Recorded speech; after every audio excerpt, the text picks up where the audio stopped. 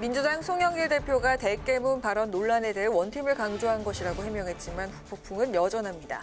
이낙연, 정세균 후보 등 친문 진영에서 편파적 발언이라면서 사과를 요구했고 불공정 경선 논란도 제기되고 있습니다.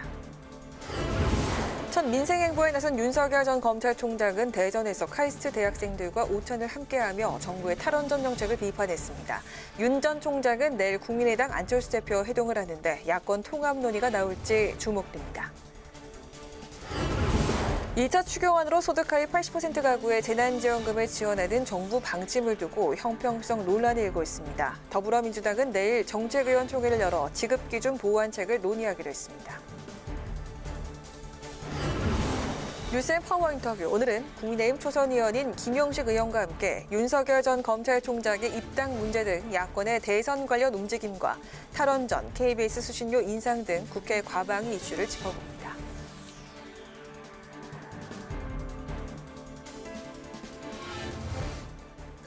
여러분 안녕하십니까? 7월 6일 의정종합뉴스 뉴스엔 시작하겠습니다. 더불어민주당 송영길 대표의 대깨문 발언 논란이 일파만파 커지고 있습니다. 여권의 대선 선도주자 이재명 경기지사를 옹호하는 발언이라며 친문 강성 지지자들이 반발하고 있는 건데요. 송 대표는 원팀을 강조한 것이었다며 해명에 나섰지만 비이재명계 대선 주자들이 편파적 발언이라며 송 대표 사과를 요구했고 불공정 경선 논란마저 불거지고 있습니다. 장정현 기자가 보도합니다. 문재인 대통령을 지키겠다고 소위 대깨문이라고 떠드는 사람들이 누구는 되고 안 된다. 누구가 되면 차라리 야당이 되겠다. 이런 안이한 생각을 하는 순간 문재인 대통령을 지킬 수도 없고. 민주당 송영길 대표의 대깨문 발언이 여당을 뒤흔들고 있습니다. 당내에서는 송 대표가 강성 친문 지지자들을 지칭하는 대깨문 용어를 언급하면서 특정 주자, 즉 이재명 경기지사를 편드는 게 아니냐는 의구심을 불러왔습니다. 송 대표는 원팀을 강조한 발언으로 어느 후보에도 편향돼 있지 않다며 수습에 나섰지만 파장은 경선의 공정성 우려로까지 번지고 있습니다. 비이재명계 대선 주자들은 즉각 반응했습니다.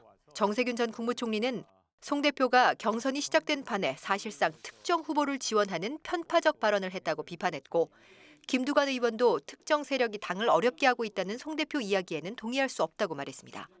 이낙연 전 민주당 대표 측은 당원들이 모욕감을 느꼈다며 송 대표의 사과와 함께 공정한 경선 관리를 촉구했습니다. 예, 대표는 좀 더 신중했으면 좋겠습니다. 제가 조심스럽습니다. 반면 이재명 경기지사는 특별한 입장은 없다며 열심히 할 뿐이라고 밝혔습니다. 저는 당에서 정하는 대로 그냥 열심히 하고 있습니다. 민주당 권리당원 게시판에는 송 대표의 사퇴까지 언급되며 본격적인 경선을 앞두고 송 대표 리더십에 대한 비판이 쏟아지고 있는 상황입니다.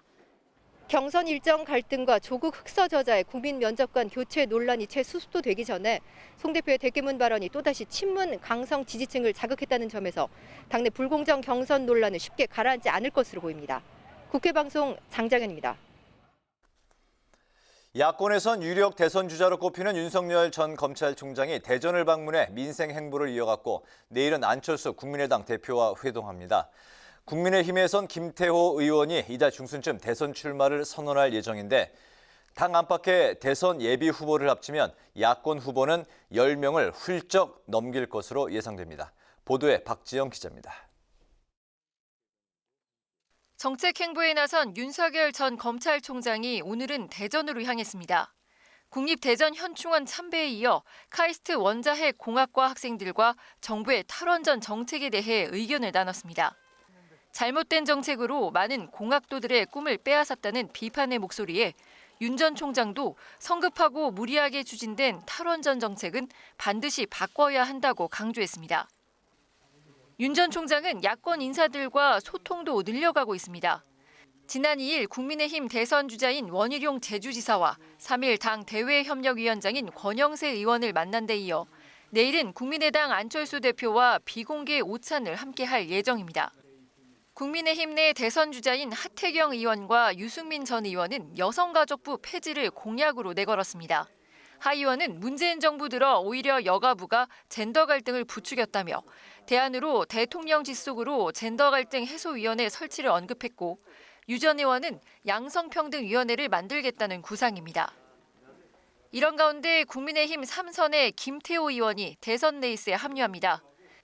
김 의원은 이달 중순쯤 출사표를 던질 예정인 것으로 알려져 지금까지 출마 선언을 했거나 출마 의사를 밝힌 국민의힘 내 후보만 9명이 됩니다. 여기에 당밖의 주자인 윤석열 전 검찰총장과 최재형 전 감사원장까지 포함하면 야권의 대선 주자는 11명에 달해 대선 경쟁은 한층 더 치열해질 전망입니다. 국회방송 박지영입니다. 지난달 정부 여당은 소득 하위 80%의 재난지원금을 지급하기로 합의했는데요. 형평성 논란이 계속되자 더불어민주당은 내일 추경안을 논의하기 위한 정책의총을 열고 사실상 재검토에 들어갑니다. 김세정 기자의 보도입니다. 소득 하위 80% 지급 기준을 놓고 갑론을박이 이어지는 상황. 당내에서도 형평성 문제가 제기됐습니다. 세금과 복지는 분열의 씨앗이 아닌 상생의 밑거름이 돼야 한다는 주장입니다. 가장 핵심은 80%와 80.1%의 소득 역전 문제입니다. 기준선에서 단 몇 원 차이로 지원을 받는 사람과 못 받는 사람을 나눈다는 것을 어떻게 설명할 수 있겠습니까? 지급 기준을 놓고 대선 예비 후보들 간 의견 대립도 팽팽합니다. 이재명, 추미애 후보는 코로나19로 모든 국민이 고통받은 상황인데 세금을 많이 낸 국민을 배제하는 건 이중차별이라며 전 국민 지급을 주장했습니다. 반면 이낙연, 정세균 후보 등은 재난지원금은 더 어려운 대상에게 지급돼야 하고 지금은 소비를 부추길 타임이 아니라며 선별 지급을 요구했습니다. 윤호중 원내대표는 정부가 제출한 추경안을 의총에서 충분히 논의하겠다며 수정 가능성을 시사했습니다. 추경 심사 이전 단계에서 의총 토론을 하는 것은 아마 이번이 처음인 것 같습니다. 흑자 추경이라고 해도 치열하게 토론해서 제대로 쓰겠습니다. 앞서 박완주 정책위의장도 기자간담회에서 기준을 하위 80%로 할지 90%로 할지 등 다양한 의견을 수렴하겠다며 예산을 짤 때 정부 원안대로 가는 일은 없다고 밝혔습니다. 민주당은 특히 지급 기준이 될 건강보험료의 직장 및 지역가입자 문제, 또 1인 가구와 맞벌이 가구의 형평성 등을 꼼꼼하게 들여다보고 재난지원금 사용처 확대 방안에 대해서도 검토할 예정입니다. 추후 국회 논의 과정에서 지급 기준에 대한 논란을 최소화하는 방향으로 정리될 예정인데 기본 틀이 바뀔 경우 당정 협의에 대한 신뢰성이 떨어질 수 있다는 일각의 우려도 있습니다.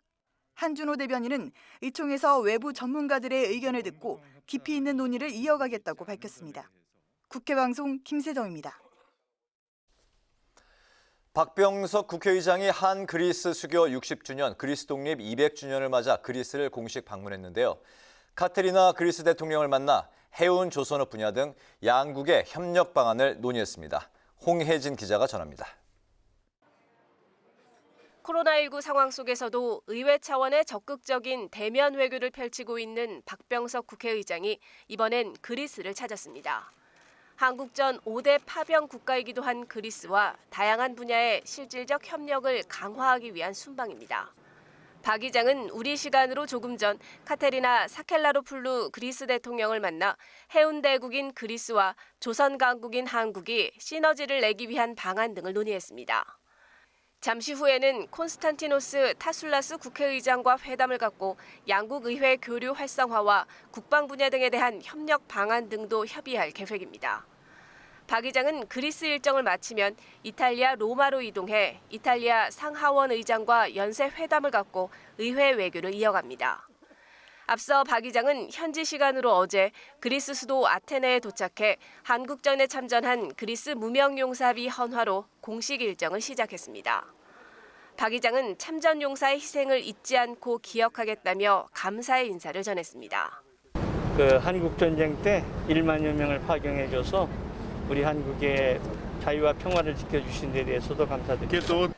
이어 그리스 동포 초청 간담회에 참석한 박 의장은 코로나로 어려움을 겪고 있는 현지 교민들과 만나 애로사항 등을 청취하고 위로의 말을 건넸습니다. 우리 동포 사회가 화합하는 가운데 아주 모범적인 활동을 한다는 말씀을 들었습니다. 여러분들은 한국의 문화사절이고 그리고 민간 외교관과 다름이 없습니다. 이번 순방에는 더불어민주당 김태년, 국민의힘 주호영, 열린민주당 최강욱 의원 등이 함께했고 박 의장은 8박 10일간의 일정을 마치고 오는 12일 귀국합니다. 국회방송 홍혜진입니다. 경기도와 민주당을 비롯한 의원 38명이 공동 주최한 부동산 시장법 제정 토론회가 열렸습니다. 부동산 투기로 얻는 불로소득을 근절하는 방안이 논의됐는데 토론회에 참석한 이재명 경기도지사는 금융감독원에 준하는 부동산 감독기구의 필요성을 강조했습니다. 김동희 기자가 취재했습니다. 경기도와 이재명계 의원들이 공동 주최한 부동산 시장법 토론회. 이재명 지사는 부동산 시장 정상화를 위해서는 공공주택 공급을 유지하고 투기를 억제해야 한다며 부동산 시장 감독기구의 필요성을 강조했습니다. 정한 낮은 가격에 평생 살 수 있는 공공임대주택을 공급한다라는 이 평생주택, 우리 경기도식 개념으로 한다면 기본주택, 없어도 되는 부동산에 대해서는 금융 제한을 강화하고 조세 부담을 늘리고 거래를 제한해서 불편하게 만들면 되는 거죠. 핵심은 부동산 거래 모니터링 시스템 구축과 투기 등 불법 행위에 대한 벌칙 조항을 강화하자는 겁니다. 발제를 맡은 임재만 세종대 교수는 국토부가 토지 문제에서 지구 지정과 공급 외에 다른 수단은 갖고 있지 않는 만큼 부동산 감독원과 같은 컨트롤 타워가 필요하다고 강조했습니다. 부동산 감독원은 문재인 대통령이 2020년 8월 거론했던 방안으로 부동산 시장 감시와 단속이 필요하다는 쪽과 지나친 시장 개입과 통제가 될 것이라는 찬반이 맞서기도 했습니다. 부동산 시장은 중앙시장이 없습니다. 그래서 아무도 통제가 안 되고 규제가 되고 있지 않습니다. 부동산 정책을 총괄하는 부서가 국토부인 것처럼 보이지만 가장 중요한 정책 수단이 금융과 조세인데 이건 국토부가 갖고 있지 않습니다. 토지 소유의 불평등과 불로소득을 유발하는 부동산 체제를 바꿔야 한다는 주장도 나왔습니다. 자가 보유율이 한 30년 가까이 50% 중반에서 벗어나지 않았습니다. 계속 집을 지었는데 경쟁적으로 불로소득을 누리려고 애를 써왔다. 불로소득 유발형 체제를 불로소득 환수형 체제로 바꿔야 된다. 부동산위원회 설치 등을 놓고는 금리와 조세 정책 결정을 내리는 문제인 만큼 대통령 직속으로 운영해야 한다는 의견도 제시됐습니다. 국회 방송 김동희입니다. 더불어민주당 송영길 대표는 대전 충청인의 마음을 잡아야 246일 앞으로 다가온 대선에서 승리할 수 있다며 표심 잡기에 나섰습니다. 송 대표는 오늘 대전광역시 예산정책협의회에서 대덕특구를 한국형 뉴딜 등 기술과학 전문화를 주도하는 혁신 클러스터로 육성하겠다고 강조했고 충청북도 예산정책협의회에선 충청권 광역철도가 청주 도심을 경유하는 노선 계획이 반영될 수 있도록 노력하겠다고 밝혔습니다. 국민의힘이 오늘 청년 문제를 해결하기 위한 요즘 것들 연구소 2기 출범식을 갖고 연구소장에 이영 의원을 임명했습니다. 이준석 대표는 출범식에서 더불어민주당과 청와대도 청년 입당 문제를 의식하기 시작했다며 청년 어젠다와 해법에 대해 경쟁할 시점이 왔다고 밝혔습니다. 앞서 요즘 것들 연구소 1기는 지난 총선에서 패배한 국민의힘이 2030 세대 목소리를 반영하고 관련 정책과 어젠다를 발굴한다는 취지로 출범했습니다. 이춘석 국회 사무총장이 친환경 국회 실천 캠페인의 일환으로 친환경 교육을 위한 화분 세트 1,200개를 국회 어린이집에 전달했습니다. 국회 클린디시 캠페인 적립금으로 마련된 친환경 키트는 당근, 강낭콩, 상추 등 식물 키우기 화분 세트로 환경 사랑을 실천한다는 의미를 담고 있습니다. 앞서 국회 사무처와 홈플러스는 6월 환경의 달을 맞아 구내 식당에서 잔반을 남기지 않으면 1인당 500원을 적립하는 클린디시 캠페인을 진행했습니다. 기본소득당 용해인 의원은 오늘 더불어민주당 윤호중, 국민의힘 김기현 원내대표를 잇따라 만나 국회 회의장 아이 동반법 처리를 촉구했습니다. 윤 원내대표는 용 의원을 만난 자리에서 아이 동반법 통과에 여야 이견은 없을 것이라고 밝혔고 김 원내대표도 운영위를 소집해 논의를 어서 시작해야 한다고 강조했습니다. 아이 동반법은 수유가 필요한 24개월 이하의 영아 자녀와 함께 국회 회의장에 출입할 수 있게 하는 내용을 담고 있습니다.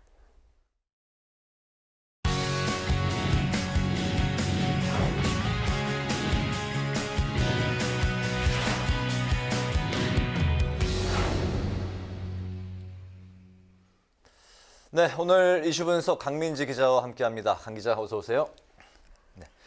더불어민주당 송영길 대표가 대깨문 발언을 하면서 후폭풍이 이어지고 있는데 그 내용도 같이 논란이 되고 있네요. 네, 송영길 대표가 이 민주당 강성 지지층에 어떻게 보면 경고성 발언을 한 게 문제가 되고 있는 겁니다. 민주당 친문 지지층을 향해서 다른 누가 되는 것보다 야당이 되는 게 낫다고 생각을 하는 순간 문 대통령을 지킬 수 없다고 정면 비판에 나선 건데요. 송 대표가 한 말 때문에 이재명 지사를 옹호하는 게 아니냐는 비판의 목소리도 커지고 있습니다. 직접 듣고 오시죠. 네. 일부 친도 세력들은 정동영을 안 찍었습니다. 차라리 정동영이 되는 것보다 이명박 되는 게 낫다라는 사람들이 분명히 있었던 게 사실입니다. 그 결과 어땠습니까? 철저한 검찰의 보복으로 결국 노무현 대통령께서 돌아가시게 되는 비극적인 상황이 발생했습니다. 네, 이 친문 사이에 돌고 있다는 이야기가 있는 이재명 지사가 경선 후보가 되는 순간 윤석열 검찰총장이 되는 게 낫다. 이런 반응을 의식해서 경고한 것이라는 건데요. 네. 송 대표가 자신의 발언이 원팀이 되자는 취지였다고 해명은 했지만 그 논란이 쉽게 잦아들고 있지는 않습니다. 네, 송영길 대표의 경선 관리에 대한 이제 불만도 감지가 되고 있는 상황에서 송 대표의 이번 발언 때문에 당 내홍이 좀 비화되는 거 아니냐 그런 이제 우려의 목소리가 나오고 있네요. 네, 곧바로 친문계의 송 대표를 향한 성토가 쏟아지고 있는데요. 최재선 정무수석은요, 당대표가 당 최대 리스크 요인이 됐다면서 송 대표를 직격했습니다. 특히 노무현 전 대통령 사례를 언급한 점을 들어서 과거 노 전 대통령이 어려울 때 무엇을 했느냐고 반문하기도 했습니다. 비이재명계 주자들도 비판에 나섰는데요. 먼저 정동영 당시 대통령 후보를 예시로 든 것은 이미 대선 후보가 확정된 것을 전제로 이야기한 것 아니냐는 점을 문제 삼았습니다. 정세균 경선 후보가 특정 후보가 확정된 것처럼 편파적 발언을 하다니 눈과 귀가 의심스러울 지경이라고 공개 비판하면서 사과를 촉구하기도 했습니다. 일각에선 불공정 경선 논란으로까지 번졌는데요. 엄정하게 대선 경선을 관리해야 할 당대표가 특정 후보를 지지하는 것을 내비친 것 아니냐는 공정성 시비에 휘말릴 수 있다는 겁니다. 송 대표가 앞서서 경선 연기 주장에도 불구하고 이 지사 측의 의견이었던 원칙론을 고수했던 점, 그리고 결국 철회가 되기는 했지만 조국 흑서저자인 김경률 회계사를 대선 경선 국민면접관으로 섭외했던 데서 이 불만이 누적된 겁니다. 송 대표가 어느 후보도 편향되지 않고 공정하게 대표직을 수행할 것이라고 해명은 했지만 권리당원 게시판에도 당대표 사퇴를 주장하는 글을 포함한 이 수백 건의 비판글이 올라오고 있는 상황입니다. 네. 송 대표는 어쨌든 그냥 즉흥적인 발언은 아닌 것 같고 작심 발언을 한 것 같은데 이번 발언이 또 이제 어떻게 흘러갈지 좀 지켜봐야 될 것 같네요. 이번에 이제 그 국민의힘 또 상황을 좀 살펴보죠. 국민의힘은 외부 인사 영입에도 이제 공들이고 있는 것 같은데 경선 준비에 본격적으로 착수한 모습이에요. 네, 이 국민의힘이 다른 야권 주자들과 접촉면을 넓히는 모습입니다. 지난주에는요, 대권주자 영입을 총괄하는 권영세 대외협력위원장이 윤석열 전 총장을 만났고요. 이번 주엔 최재형 전 감사원장을 또 장성민 세계화 동북아평화포럼 이사장과 김동연 전 부총리도 곧 만날 예정입니다. 네. 또 국민의힘은 오선의 서병수 의원을 경선 준비위원장으로 내정하면서 경선 준비도 시작했는데요. 국민의힘은 오는 12일 예비후보 등록을 시작으로 이번 달 경선룰을 확정하고 다음 달엔 예정대로 후보 경선을 시작한다는 계획입니다. 네, 본격적인 경선 시작까지는 이제 한 달 정도 남았는데 예상보다는 이제 빠르게 시계가 돌아가고 있는 것 같네요. 네, 그 이면에는 야권 통합 논의를 재촉하는 의도가 깔렸다는 게 지배적인 해석입니다. 네. 앞서 이준석 대표가 8월 경선버스 정시 출발론을 강조했었는데요. 빠르게 대선 준비를 시작을 하면서 다시 한번 국민의힘이 주도하는 범야권 후보 단일화 구성에 쐐기를 박는 것 아니냐는 생각입니다. 또 윤석열 총장과 최재현 전 감사원장과 같은 이 당박 대역급 주자들을 향한 이 압박을 하는 모양새로도 볼 수가 있습니다. 경준 위원장의 당내 최다선인 서병수 의원을 위원장으로 내정한 것도 최다선 의원의 내정에 다소 정치신인 당박 주자들과 사이에서 주도권을 선점하려는 의도가 있는 것으로 풀이됩니다. 네, 국민의힘은 윤 전 총장과 최 전 감사원장 영입과 이제 압박 양쪽을 이제 다 쓰면서 지금 이제 영입에 이제 공을 들이는 모습인데 경선 룰을 바꾸면서까지도 이 두 사람을 영입해야 된다는 그 내부 목소리가 있는 것 같아요. 네, 현재 국민의힘 당원 당규상 대선 후보를 당원 50% 비율 그리고 여론조사 50% 비율을 합산해서 산출합니다. 네. 당내 지지 기반이 약한 윤 전 총장과 최 전 감사원장의 경우 분리할 수밖에 없는 구조겠죠. 인지도가 높은 두 사람이 분리하지 않도록 여론조사 비율을 조정해야 영입이 수월해질 것이라는 주장인데요. 대선 주자로 분류되는 유승민 전 의원과 하태경 의원도 이 경선룰 변경에 긍정적인 반응입니다. 유 전 의원은 당 안사람만 유리한 불공정한 경선 규칙이라는 오해를 받지 않아야 한다고 강조를 했고요. 하 의원은 나아가 국민경선제를 제안했습니다. 하지만 당 안팎 후보군만 두 자리 가까이 추려지는 상황에서 경선 룰에 민감할 수밖에 없을 텐데요. 홍준표 의원이 대선 후보 경선을 여론조사로 하는 나라가 세계 어디에 있느냐며 공개 반발한 겁니다. 이준석 대표는 경선 흥행을 위해 합의한다면 검토를 할 수는 있지만 원칙적으로는 변경이 쉽지 않다고 선을 그은 상태입니다. 과거에도 국민의힘 전신인 새누리당이 2012년 대선 후보 경선에서 정몽준, 이재호 후보가 자신들이 주장했던 완전 국민 경선이 되지 않자 이 경선을 포기한 사례도 있었는데요. 이만큼 경선룰 신경전이 앞으로 만만치 않을 것으로 보입니다. 네, 만약에 이게 8월 경선 전에 당 밖에 있는 주자들이 이제 입당하지 않는다면 국민의힘은 따로 후보를 내야 되는 건가요? 네, 단일화 가능성이 높은 만큼 범야권 원샷 경선이 되지 않는다면 선택지는 두 가지입니다. 네. 추석 연휴를 전후한 9월 말과 10월 초에 본경선에 합류를 하거나요. 11월 말 국민의힘 최종 후보가 선출된 이후 최종 단일화를 모색하는 방안입니다. 하지만 이런 막판 단일화에 이준석 대표는 선을 긋고 있습니다. 4.7 재보선 승리와 이준석 대표 선출 이후 이 국민의힘 지지율이 상승한 현상이 정시버스론 동력으로 작용했다는 분석인데요.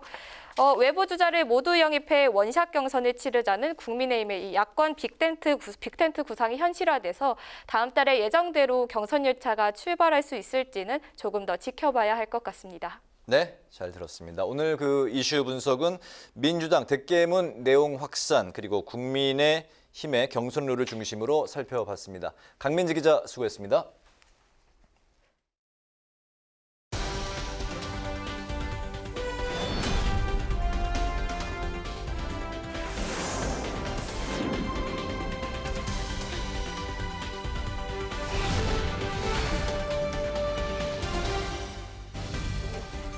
강하랑의 정치톡 시간입니다. 7월 6일 시선을 집중시킨 정치 뉴스 만나보시죠.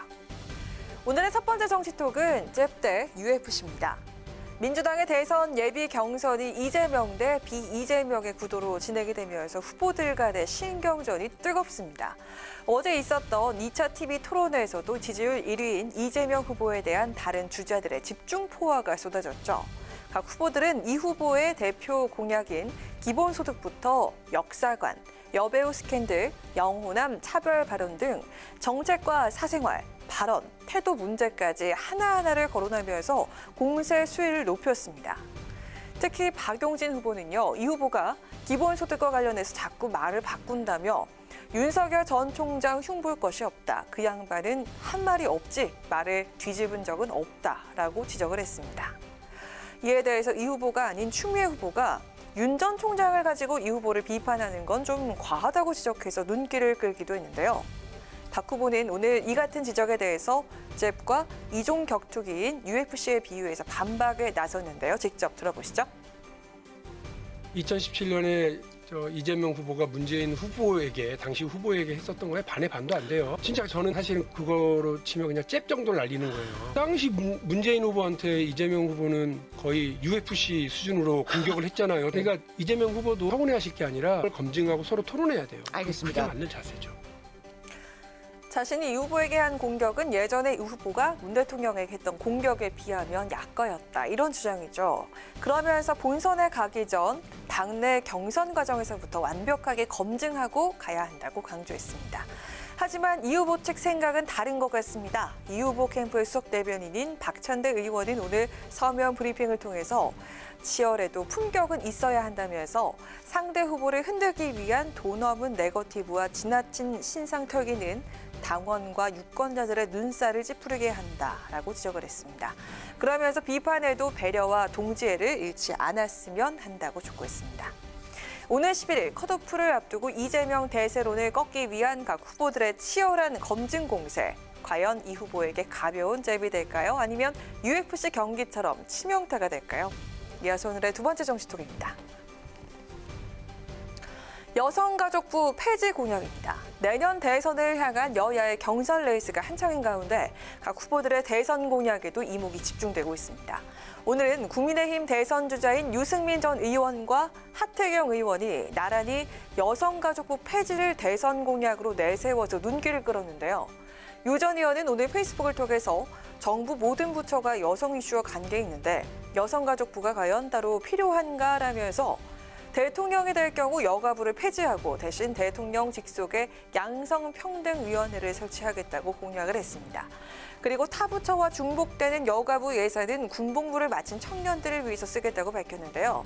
사실 유 전 의원의 여가부 폐지 공약 이번이 처음이 아니죠. 지난 2017년 대선에 출마했을 때도 이 공약을 들고 나왔었습니다.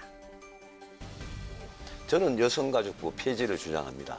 예산도 쥐꼬리만큼밖에 안 주고 공무원 수도 얼마 없는 여성가족부 생색으로 만들어가지고 정치하던 사람들 거기 장관으로 갖다 앉히고 그런 여성가족부 왜 두는지 여성가족부보다 대통령 직속으로 양성평등위원회나 그죠? 무슨 이런 거를 만들어가지고 거기에서 각 부처가 하는 여성 관련 정책들을 이렇게 컨트롤하고 조정하면 되는 거지. 한편 지난달 중순 일찌감치 대선 출마를 선언한 하태경 의원도 오늘 여가부 폐지를 대선 공약으로 들고 나왔습니다. 하 의원은 국민의힘 의원과 청년 정치인 모임인 요즘 것들 연구소 시즌2 출범식에서 현재 여가부는 젠더 갈등 조장부가 됐다면서 폐지를 공약했는데요. 직접 들어보시죠. 김대중 정부 때 만들어질 때와 달리 이제 문재인 정부 들어서 오히려 이제 남녀 평등이나 화합 이런 쪽으로 가기보다는 젠더 갈등을 훨씬 부추겨 왔다. 그래서 현재 여가부는 이제 젠더 갈등 조장부가 사실상 되었다. 새로운 정부가 들어서면 젠더 갈등을 조장하는 여가부는 폐지하고 진정한 남녀 평등 사회를 이룩하는 그런 초석을 만들겠다 하는 생각을 좀 가지고 있고요. 하 의원 역시 갈등만 부추기는 여가부를 폐지하고 대통령 직속의 젠더 갈등 해소위원회를 설치하겠다는 공약인데요. 2030뿐 아니라 우리 사회 전체에서 화두가 되고 있는 젠더 갈등. 과연 여가부 폐지가 대안이 될 수 있을지 유권자들 선택을 지켜봐야겠습니다. 지금까지 강아락의 정치톡이었습니다.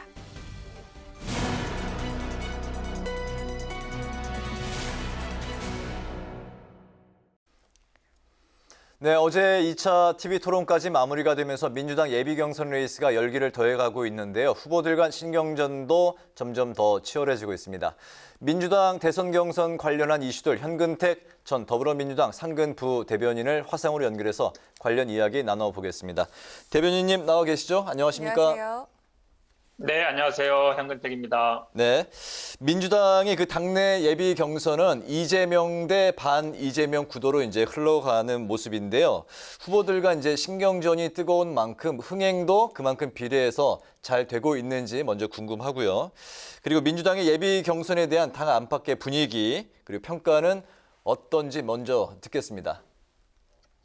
말씀하신 것처럼요. 결국은 경선 흥행이라는 건 많은 분들이 관심을 가져야 되잖아요. 근데 네. 관심 가지려면 또 치열하게 붙고 치열하게 논쟁이 돼야 되는데 지금 어찌 보면 이제 열기가 점점 뜨거워지는 것 같습니다. 우리 인터뷰 국민 면접 2번 했고 이제 토론회 2번 했고요. 오늘 밤에 이제 3번째 토론 앞두고 있는데 네. 약간 이제 선을 약간 아슬아슬하게 넘는 게 아닌가 하는 좀 우려는 있지만 그래도 많은 국민들이 관심 속에 경선 열차가 어쨌든 힘차게 출발한 것 같습니다. 네, 당내 반 이재명 분위기와 관련해서는 어제 송영길 대표가 이른바 대깨문을 공개 언급해서 파장이 커지고 있는데요. 정세균, 이낙연 등 후보들은 송 대표 공개 사과를 요구했고 최재성 전 청와대 정무수석은 당 대표가 최대 리스크다 이렇게 직격탄을 날리기도 했는데요. 이게 당 내용으로 비화되지 않을까 하는 우려가 나오고 있습니다. 어떻게 보십니까? 일단은 뭐 그렇게 안 됐으면 좋겠고요. 근데 이 대깨문이라는 용어 자체가요. 처음에는 어떤 뜻으로 생겼냐면 이제 문재인 대통령 지키기. 그러니까 대가리가 깨져도 문재인 대통령. 그러니까 어찌 보면 굉장히 문재인 대통령을 지지하는 그룹으로 긍정적인 이미지로 쓰이다가 이제 최근에는 약간 의미가 바뀌었죠. 어찌 보면 굉장히 이제 극성 당원 이런 의미가 됐는데요. 저는 그래도 이 표현이 어찌 보면 약간 지금은 비하적 표현이 됐기 때문에 당대표 입장에서 이거를 공식적으로 꺼내는 거는 제가 보기에 뭐 적절한 표현은 아니었다고 봅니다. 왜냐하면 뭐 열렬 당원 이렇게 해도 되는데 이 말이 과거에는 약간 긍정적 이미지에서 지금은 약간 부정적 이미지로 바뀌었기 때문에 이 말을 굳이 할 필요 있었나. 제가 보기엔 아마 송영길 대표도 뭐 약간 원팀 정신으로 같이 가자, 누구를 배제하면 안 된다 이런 뜻으로 한 것 같긴 한데 네. 굳이 당내에서는 저희가 보기에는 쓸 필요 없는 용어 아닌가라고 생각합니다. 네. 한편 그 이재명 지사의 미 점령군 발언과 관련해서 야당의 공세가 이제 이어지고 있는데요. 윤석열 전 총장은 왜곡된 역사 인식이다. 그리고 이준석 대표는 영어 그 아큐페이션을 꼭 부정적인 표현 점령이라고 써야 되나 주둔이라는 표현이 있다. 그리고 이제 홍준표 의원은 당시 상황으로 봐서 점령군이라고 이제 표현하는 게 맞지만 정치인이 정치적으로 할 발언은 아니다 이렇게 이제 비판하고 있는데요. 민주당의 입장은 이에 대해서 어떻습니까? 저는 개인적으로는요. 일단은 아큐파이 그 당시 상황을 보시면 아시겠지만 우리나라는 어쨌든 일본의 식민지였고요. 일본이 항복을 하면서 미군이 일본 대신해서 이게 들어온 거잖아요. 그걸 물론 우리는 뭐 진주다 표현할 수도 있겠지만 어쨌든 공식적인 용어는 뭐 점령으로 쓰는 게 맞는 것 같고요. 그다음에 일각에 얘기하는 것처럼 학술적으로 맞다. 근데 사실은 정치적으로 쓰면 안 되는 용어다. 저는 그럼 그분들한테 묻고 싶어요. 어떤 용어가 적절한 것인가. 그러니까 그럼 뭐 해방군이다. 해방 대견한 건 맞지만 우리나라 해방을 위해서 목적으로 그분들이 들어왔다기보다는 일본이 항복하면서 그 빈 공간을 대체하기 위해서 온 거거든요. 우리는 이제 48년에 됐고 그래서 과연 어떠한 용어를 쓰는 게 맞는지 저는 오히려 그 대안을 한번 얘기해 보시라. 난 그게 적정하다고 봅니다. 그러니까 이준석 대표처럼 뭐 주둔이라 볼 수도 있겠죠. 근데 주둔 성격이 맞느냐라는 의문이 있을 수 있는 거라서 저는 뭐 역사적인 팩트는 팩트대로 인정하고 그런 게 중요하다고 보고 아마 이번에 많은 분들이 이런 일로 해가지고 아마 이 포고문이라는 건 처음으로 읽어봤을 것 같은데 어찌 보면 불행한 역사이긴 하지만 역사는 직시할 필요가 있다라고 보고 있습니다. 네, 오늘은 여기까지 듣겠습니다. 오늘 말씀 잘 들었습니다. 고맙습니다. 네, 고맙습니다. 네, 지금까지 현근택 전 더불어민주당 상근 부대변인이었습니다.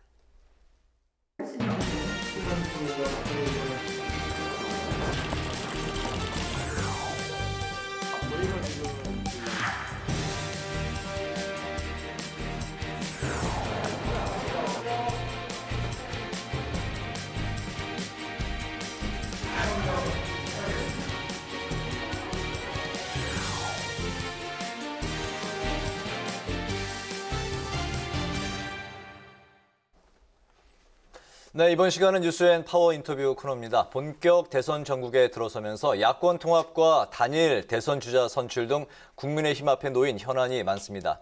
오늘은 국민의힘 초선 의원이신 김영식 의원과 함께 당 관련 이슈 그리고 전국 현안들까지 짚어보도록 하겠습니다. 의원님 안녕하십니까? 네, 반갑습니다. 네, 의정 활동으로 바쁘신데 또 나와주셔서 고맙습니다. 아이고 초대해 주셔서 감사 말씀드립니다. 먼저 그 국회 관련 현안부터 질문 드리겠습니다. 2차 추경안을 이제 여야가 23일까지로 최대한 노력해서 처리하기로 뜻을 이제 모았는데 소득 하위 80%의 1인당 25만 원씩 이제 지급하기로 했는데 오늘 나온 소식 보니까 민주당이 이제 내일 그 의총을 열고 재검토에 이제 들어가기로 한 것으로 전해지고 있습니다. 이번 그 추경안의 규모 33조 원 그리고 재난지원금 지급의 범위에 대해서 의원님의 그 지역구인 그 경북구미 그 주민들 의견이나 또 그 의원님의 입장은 어떤지 먼저 듣겠습니다. 이번 재난지원금은 말씀다시피 그 양극화해서 그리고 우리 소득 분배라는 관점에서 이렇게 출발을 했었습니다. 네. 그러나 지금 아마 정치권에서는 이제 정치적인 입장과 그다음에 그 정부의 또 입장이 좀 상충이 되는 것 같아요. 그래서 네. 이게 아마 날짜를 정해놓고 이게 추석 전에 지급하는 걸로 이렇게 날짜를 정해놓고 어떻게 배분할 것인가 하는 부분에서 아마 정부와 여당의 입장 차이가 있는 걸로 이렇게 보입니다. 그러니까 소득 80%까지 지원하기로 했었는데 그럼 80.1%는 어떻게 할 것인가? 네. 그리고 뭐 소득 분배라는 부분에서 맞느냐 안 맞느냐 하는 논란이 됐었고 또 1인 가구 그다음에 맞벌이 부부들이 아마 배제되는 부분이 좀 있는 것 같습니다. 그래서 아마 그런 부분들이 논란의 대상이 되고 있고 제가 봤을 때는 이 부분은 이제 정치적인 선거가 다가오니까 이제 그런 부분에서 접근한 부분은 조금은 좀 부족하지 않나 저는 이런 생각을 하고 있고요. 결국 국민들이 나름대로 조금 전에 원래 말씀드렸던 소득 양극화 해소 부분 그런 네. 부분에서 접근했으면 좋겠다 이렇게 말씀을 드리고 싶습니다. 네, 현재 정치권의 가장 큰 관심은 역시 대선 관련 이슈가 아닐까 싶은데요. 윤석열 전 총장이 국민의힘과의 접촉면을 넓히고 있습니다. 특히 입당 문제와 관련해서 여전히 신중한 입장을 보이고 있는데 내일은 안철수 대표와 만난다고 합니다. 이 행보 어떻게 보고 계십니까? 뭐 아시다시피 지금 윤석열 우리 후보는 지금 선거 지지율로 봤을 때는 1등을 달리고 있습니다. 그래서 제가 만약 후보라 그러면은 제 지지율을 1등을 계속 유지하고 싶어 하지 않겠나는 생각이 들고요. 근데 그런 입장을 봤을 때는 지금 현재 당이 입당하는 것보다도 바깥에서 외연을 확장하는 것이 본인은 도움이 된다. 그래서 이렇게 다양한 사람을 만나면서 외연을 넓혀가는 과정이 될 저는 이렇게 보고 있습니다. 그렇군요. 네, 또 윤 전 총장이 대선 출마 선언한 직후에 장모 구속 등의 가족 리스크가 불거지면서 좀 스텝이 꼬였다 이런 측면도 있는데요. 이렇게 수사와 재판만 총 8건에 달하면서 야권에서도 이 의혹들을 다 돌파할 수 있을까, 산을 넘을 수 있을까 하는 우려가 좀 나오는데 의견이 어떻습니까? 만약 제 입장이 어땠을까? 되돌아보면 아마 윤석열 총장 후보는 지금 본인이 검찰에 있었잖아요. 네. 수장까지 했었습니다. 그래서 무엇이 법의 위배가 되고 안 되는 것을 본인이 정확하게 알고 있으라 이렇게 생각을 하고 셀프를 검증했었을 때 충분히 돌파가 가능하다는 판단이 있었기 때문에 저는 출마를 했었지 않았나 생각이 듭니다. 네, 돌파할 수 있을 것으로 보신다는 말씀이시죠? 그렇습니다. 알겠습니다. 국민의힘 그 윤희숙 의원이 지난주에 이제 대선 출마 선언을 했습니다. 의원님께서도 축하 인사를 이제 건넨 것으로 전해졌는데요.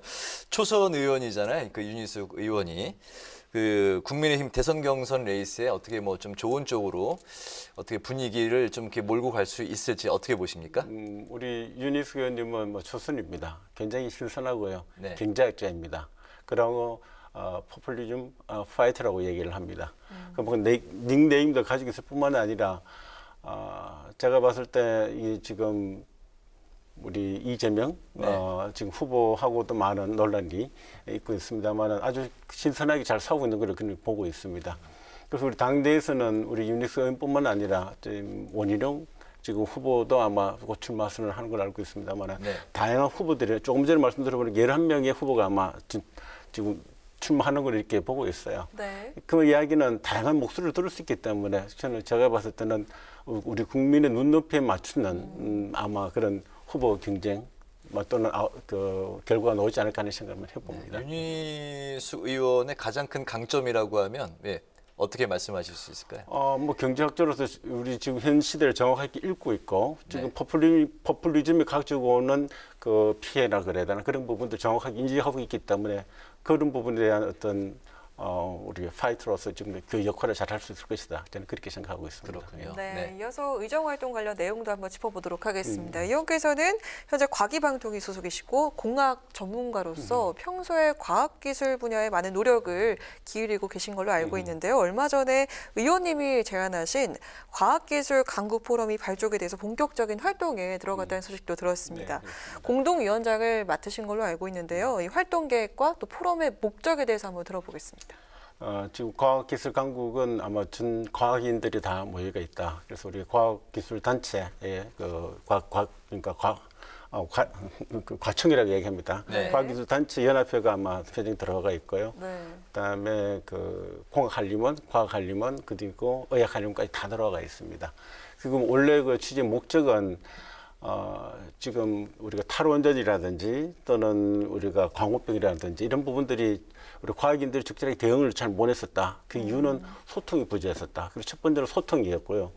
두 번째는 이제 과학기술인들의 그 위상이 조금은 좀 낙후되어 있기 때문에 그것을 좀 높이는 쪽으로 가자는 위상 강화가 두 번째였고요. 세 번째는 이제 과학기술인들이 우리 정부의 정책에 적극적으로 참여를 할 수 있는 길을 좀 트자라는 힌트로서 과학기술 강국 포럼을 개최하게 되었습니다. 금호공대 또 총장 출신이시잖아요. 네, 그래서 네. 이제 과학기술에 대해서 이제 굉장히 또 관심이 많으실 것 같은데 우리나라 그 과학기술에 가장 시급한 정책 좀 이런 거는 꼭 해야 되겠다. 현재 없는 것 중에서 뭐 한 가지 정도 짚어주신다면 어떤 게 있을까요? 과학기술 정책을 제가 이 포럼을 만들었던 배경도 과학기술이 대표들이 참여할 수 있는 그러니까 지금 모든 정책들이 이성적인 또 과학적 사실 근거의 판단에 기반해가지고 정책이 입안되면 좋은데 네. 그렇지 못한 점들이 제가 풀이할 과제라 이렇게 보고 있습니다. 그렇군요.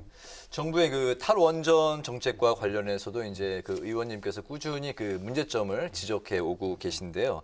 지난달 그 대정부 질문에서 김부겸 총리에게 신한을 원전 1, 2기 그 이제 운영 허가에 대한 문제 그리고 3, 4호기에 대한 공사 재개를 이제 요구하셨는데 이 부분에 대해서 어떤 게 이제 문제인 것이고 김부겸 총리의 당시 답변은 어떤 거였습니까? 뭐 1호기 그 재개 부분은 뭐 긍정적으로 검토하겠다 이렇게 말씀하셨고요. 그다음 3, 4호기는 재개하는 부분은 지금 현재 정부의 정책은 지금 불가하는 쪽으로 이렇게 말씀하셨습니다. 네. 왜 그렇게 이제 했었는가 그 우리는 살펴보면은 그때 답변하는 과정에서 아마 총님께서도 잘못 알고 있는 부분들이 좀 많았다 저는 생각이 들고요.